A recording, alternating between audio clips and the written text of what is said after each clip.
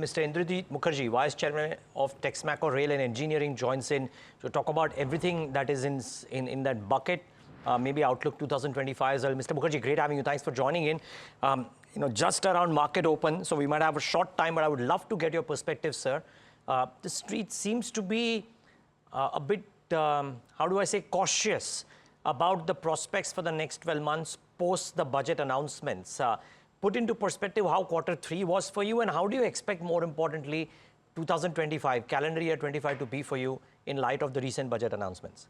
Hi, good morning to you, and I'll make it very short. I think, let me respond to your second question first. We had a pretty good third quarter. Despite all the challenges in the supply chain, there were some critical components were missing, but we still were about 49-50% over the same period last year, where PAT has gone up, the EBITDA is inching up, and it's been about almost double of same period last year. Coming back to your next, let me also go back to the first question to say that our numbers are almost flat despite all the problems that we had in the productions of wagons. But coming back to your second question, I think you have used a very, very appropriate language, appropriate word, by saying one has to be very cautious. I have to do some speculation here. And the speculation is that the railway capital allocation has been kept the same as last year, and yet government is looking for higher freight loading and at least an 8 to 9% higher revenue coming from the freight. So I know there are restrictions of congestions on the tracks, but I think in order to make that to happen, it's going to be giving us, there is a bit of encouragement, and we see light for the future, because the wagon procurement has to go up to do this 8%, because there always some wagons go out of service. Plus, there are lots of private players like steel producers and iron ore producers, coal producers, cement. They all want their private wagons. So I see a tilt of orders moving from the Indian Railway to the private players trying to buy wagons. Got it. And of course, it's going to help us in our rail construction and our electrification wing. Mr. Mookerjee, you're giving us fantastic headlines when you say that Texmaco Rail is looking at light at the end of the tunnel. But having said that, give us a sense of the order book. You stood at 7,600 crore at the end of December. Give us a sense of execution heading into 2025, and how much do you expect this order book to grow? See, this the number of wagons that we are making is much more than the wagon intake.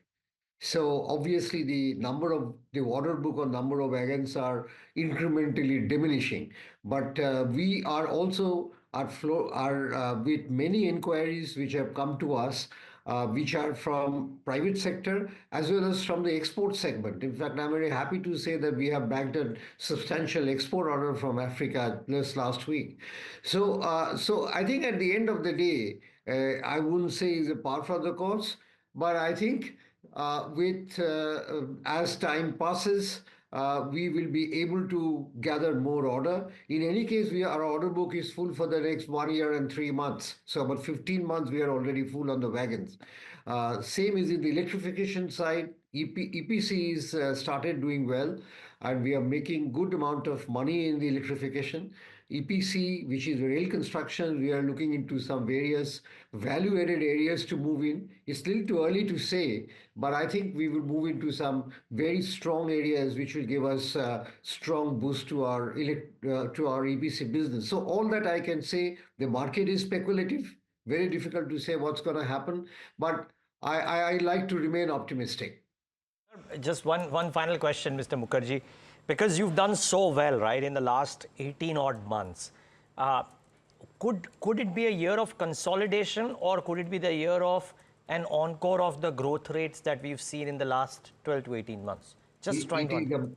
It is a major consolidation period for us. As you know, that we also have acquired a company from Baroda, which is the Jindal Rail, which brings in lots of design development. So it's a year of consolidation and also a year of differentiation for us. We want to be different. We want to bring in some unique selling proposition. And that's the reason you must have heard, you must have seen that we have signed up an GCC as well as a design development agreement with Trinity Industries, which is the largest in the world.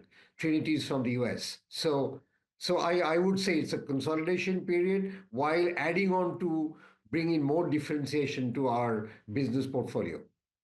Okay, Mr. Mookerjee, we wish you all the best for that. And during this consolidation period, may it strengthen your internals even more than what you anticipate. Thank you so much, sir, for taking the time out. Thank you, Neeraj and Alex, both of you. Thank you very much. Sir.